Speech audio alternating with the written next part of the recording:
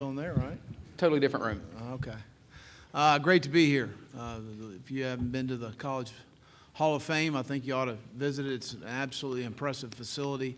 My wife and I and two sons, Jackson and Witt, about 2-3 years ago came through the facility. And it was absolutely impressive. A lot of good things going on in Columbia, South Carolina. I'm really proud of two things, especially our new operations facility, which will be finished in December. The Ken and Cindy Long Family Football Operations Center. We appreciate their generous donation, but it's 110,000 square feet, $50 million. Will house multiple nutrition stations, a dining facility, coaches' offices, meeting rooms, team meeting rooms, players' lounge, barbershop, training facility, training room, weight room, 20,000 square foot weight room. So everything you need to be a student athlete to be developed in is going to be in this facility. And it shows the commitment and the investment that we have at the University of South Carolina to our football program, and it joins our indoor. So it'll be as nice a development situation as there is in the country. But academically, we finished first in the graduation rate last year in the Southeastern Conference and third in the country. We finished last spring with a 2.87 cumulative GPA, which is third highest in school history. So really proud of two things off the field. I thought we made some good progress in spring with our football team. Offensively, you'll see a remarkable difference in tempo of game and being able to dictate the tempo of the game offensively. I was excited how that went in the spring, and defensively, I think we're improving ourselves up front with some really good young talent coming in, and we need to continue to do that. And I'll open up for any questions. Just a reminder, if you'll raise your hand, we'll get you a microphone. We'll start on the camera platform in the far back right. Hey, Coach, back here. I was wondering if you could take a moment just to kind of look back on how influential you were on Kirby Smart's early coaching career. I know you guys both started out together pretty young, and whenever you have a moment in your busy schedule, do you ever have time to kind of reflect on how far you guys have come since then? Yeah, I don't know how much influence I had on his career. I think as much as anything, I was a defensive coordinator at Valdosta State. Kirby, I want to say he was with the Indianapolis Colts, and he got cut and was looking for a job, and we needed a secondary coach. So he actually lived with Carol and I for about 6 months down in Valdosta when he started the job, and we had a lot of fun. Chris Hatcher was our head football coach. We had a really good offensive football team. We were just okay on defense, but we really had a lot of fun coaching together.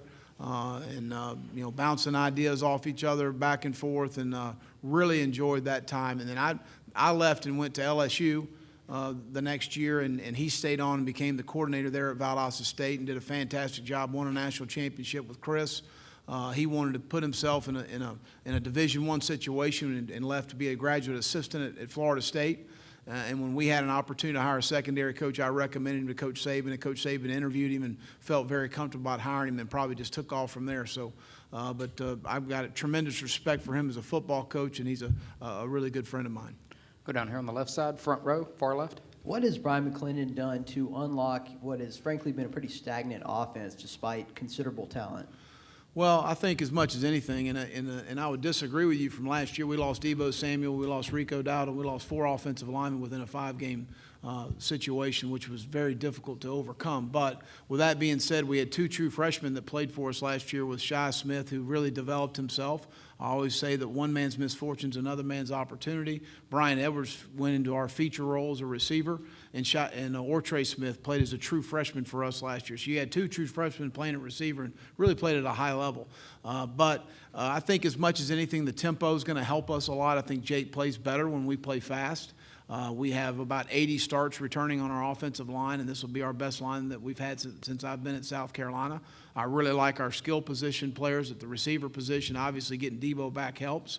And the tight end position, we lost Hayden Hurst, who's a fantastic football player, first-round pick for the Baltimore Ravens. But Casey Crosby is a guy that really had a good spring and can block at the point of attack. He's also a very valuable guy as far as his hands are concerned. Jacob August, Kiel Pollard, Evan Henson, Kyle Markway's healthy at the tight end position, and we've had a good stable of backs because of injury. We've got some experience and some quality depth at the position. Go over here on the right side, front row, on the aisle. Well, I'm not sure if you've ever addressed it, but why all black on game day? I look skinnier. It's true. It helps. I need all the help I can get. Frank Martin tells me to wear loose shirts. I don't untuck my shirt on game day. I won't look very good. We'll go over here to the front row on the left side. Coach Gus Malzahn today said that he thinks Bobby Bentley could be a coordinator or even a head coach in Sure. the SEC. Just how have you seen that maybe in his short time so far at South Carolina? Well, first of all, Bobby's a wonderful person. He's just as good a person as you'll ever meet, but has a really good eye for recruiting.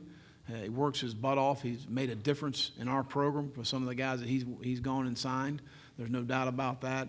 And a really smart football coach. I don't care what level you're on. When you win, you win. And he won a bunch of games at Burns High School, and he's done an outstanding job of transitioning to college and the different things that you go through as far as the recruiting and those things, and he has been excelled at those things. So I agree with Gus. We'll go over here to the right side, all the way to the end on the front row. With your experience in the SEC and coaching defenses, can you ever remember a time when the league was this deep at quarterback, and just how have the challenges changed of planning for some of these quarterbacks over the years? Well, I think 10 of 14 are back in our league, and I think everyone back on the East except for Kentucky. But a lot of really good players. Drew Lock is a guy on our side that's got a howitzer for a right arm. Jake Bentley's a very good football player. Shermer at Vanderbilt I really like a lot. He really hurt us in the throwing game last year in our game down there in Columbia.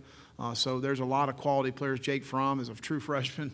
Well, the job he did at Georgia was fantastic. So I think as much as anything, the RPOs are a little bit of an issue now because it forces you really, if you want to stop a lot of the RPOs, you got to play man coverage. To be able to stay on the routes. And then if you don't match up well outside, then you create a lot of issues for yourself. You can't cover a guy. So you've got to be multiple in what you do, and certainly when a quarterback's on, it's very hard to defeat a guy if you can't get him off rhythm. And that's what I was asked in the big room earlier. What's the one thing we need to take a step forward defensively? We need to rush 4 guys better. We need to be able to affect the quarterback with rushing 4 guys because you can't get into a pressure deal all the time in playing man coverage. Too much chocolate cake will make you sick, and that'll dang sure make you sick. We'll go over here to the left side, standing in the back. Coach, you obviously worked for Chris Hatcher early on. He's now at Sanford, and I guess you could call him an energetic and maybe an eccentric kind of guy. Yeah. Do you have a good Chris Hatcher story, and do you have a good impression of him? I don't have a good impression of him, but he is an outstanding football coach, won a national championship at Valdosta State, and really brought that program back to the Division II prominence that it needed to be. Very innovative in what he wants to do offensively. He's got a great imagination, an outstanding recruiter, relates with everybody in the room. But I'm a big Chris Hatcher fan. We'll go over here to the right side in the second row of the camera platform. Coach, where have you seen the most growth in Jake Bentley over the last couple of years, and where does he need to take the next step to take this team further this season? Well, I think, as you look at it, Jake's just finished his second year as a starting quarterback. And sometimes in the quarterback process, you're able to sit and watch for a couple of years. You're able to work on your fundamentals. You're able to work on your reads. You're able to really be keen and sharp in what you're trying to do. And Jake wasn't able to do that. He had to play as a high school senior and did a phenomenal job of turning our season around. He was voted co-MVP along with Debo Samuel by his teammates his freshman year, which should have been his senior year of high school. So that says everything to me, the respect he's got in our organization. He's been a very productive player. We've cleaned some things up, we think, as far as some plant foot things that Dan wanted to work through. Jake feels much more comfortable with that, and he's got to take care of the football better, especially in some big games as far as turning the football over. That's something we can't afford to do, but I'm glad Jake Bentley's the quarterback at South Carolina, I can tell you that. Go over here to the left side, standing in the back. Hey, Coach.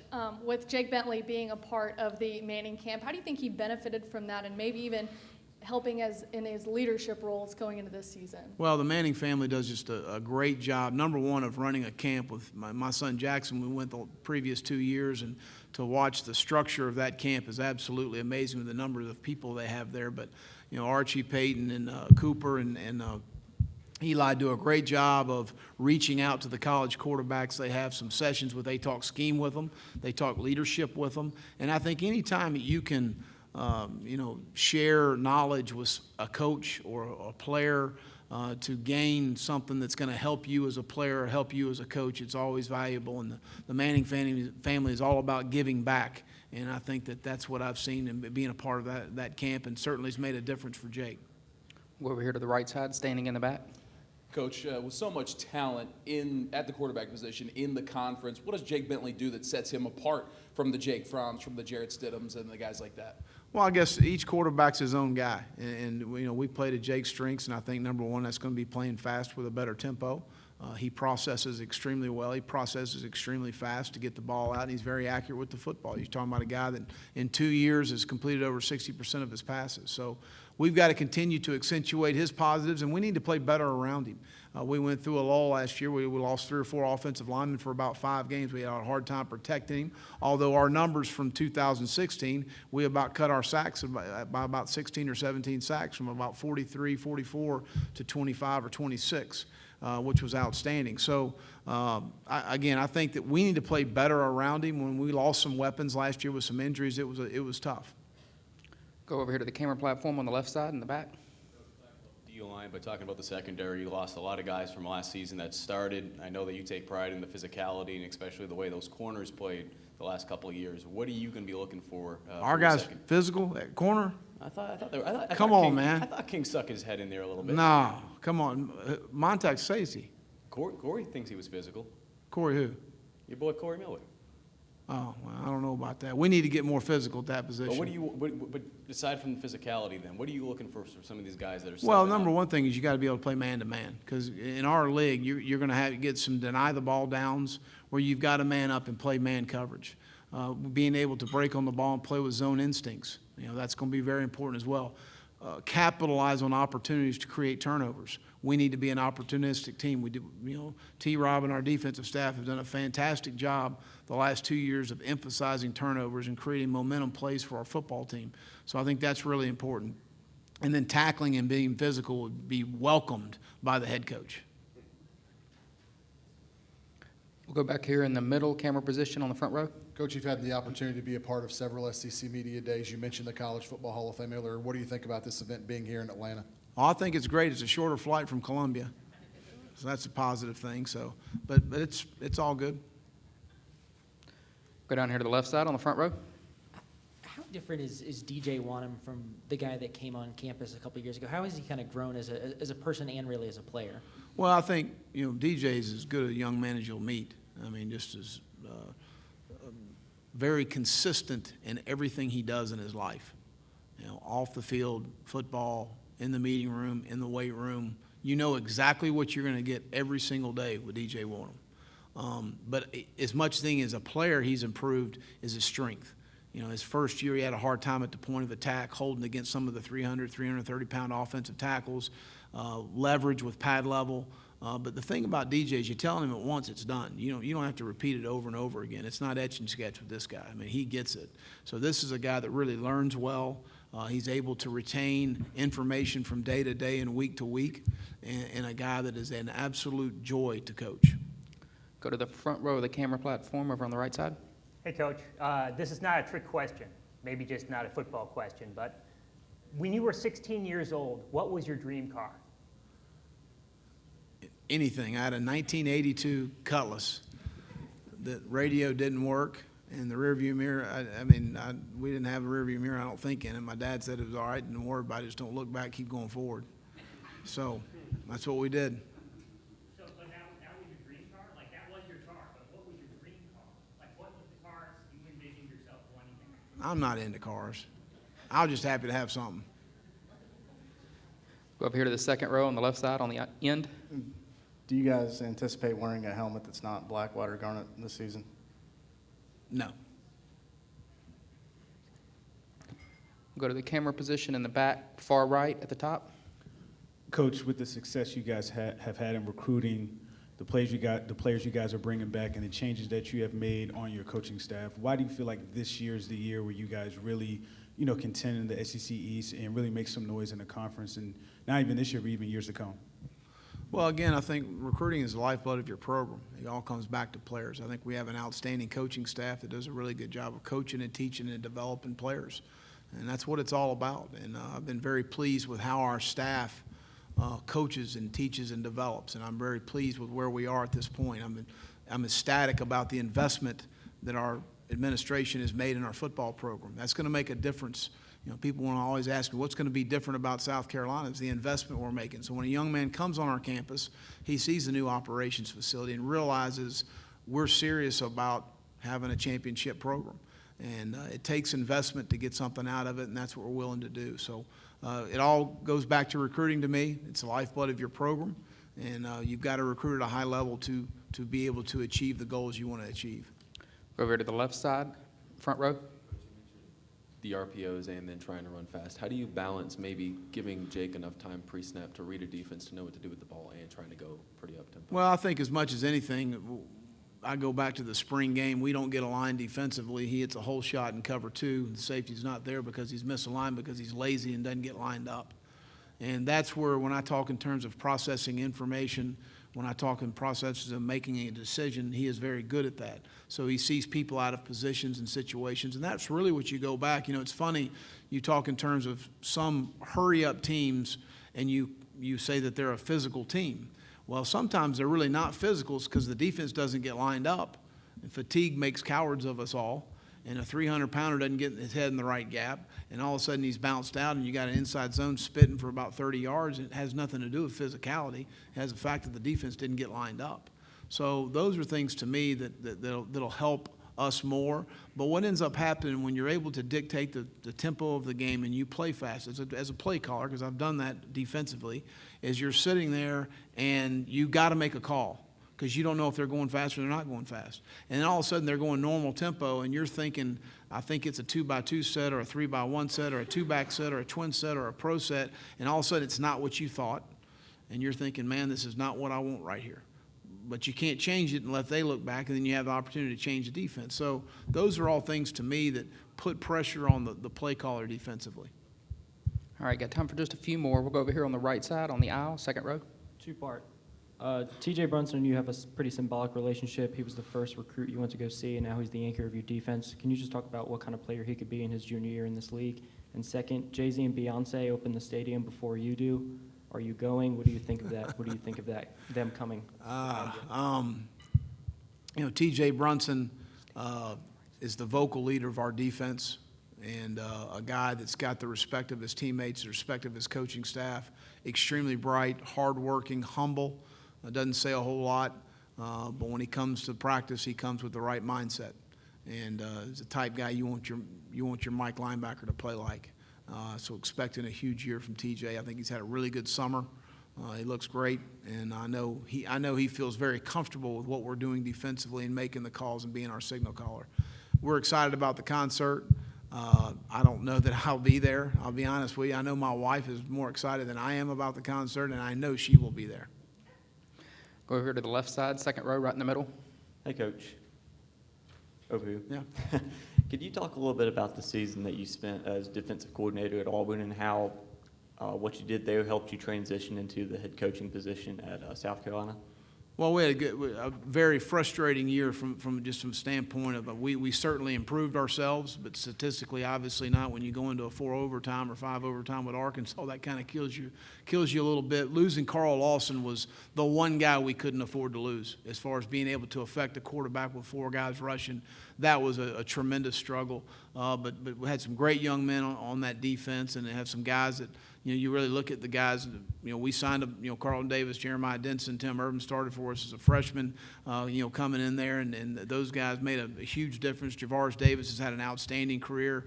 Darrell Williams is playing extremely well. Deshaun Davis has had an outstanding career there at Auburn. Dontavius Russell's still playing there. He's got like 7 years of eligibility. But he is a fantastic football player and a better person. But to see those guys, Marlon Davidson was a young man we were recruiting that, they're having they got a really good defensive front. And I know they got to replace Trey and Steven and some of those guys on the back end, but they'll do a good job. I really enjoyed being there. We'll go standing in the back on the left. Will, back out here. What was it like owning a timeshare with Jimbo Fisher, and what are your favorite memories of it, and how often did y'all get to it when y'all were at Florida and Florida State? Well, we didn't get to it when we were at Florida and Florida State, but we had a place down on the coast there in Caroline Beach down there near Destin area, and we bought it together when we were at LSU. And then, but we didn't go together. We went separate weeks, and then figured out that our vacation times were about the same time, so it was hard to work out. But Jimbo's a great friend of mine, and happy he's got an opportunity there at Texas A&M. Final question, we'll go down here on the front row to the left. The last couple of years, you guys have relied on a pretty small group of main guys in the secondary. I guess, how much of a challenge was that, and does that change with sort of the group of guys you're bringing in this season? Well, we held our breath in every game not to get anybody hurt because we were very thin in the secondary, although we had some very quality players. Chris Lamont's had a fantastic year this past year at the safety position, did a lot of really good things for us, DJ Smith, Jamarcus King. So we were very fortunate that we didn't have any injuries. We need some of those guys, and that was why we pinpointed with Nick and JT eBay are two experienced players as graduate transfers, and you pick up those guys to give you some experience that has played on Saturday afternoon before. I think we've recruited well at the position. I think we've got some really good young players that just haven't played. Thanks, Coach. All right, thank you very much.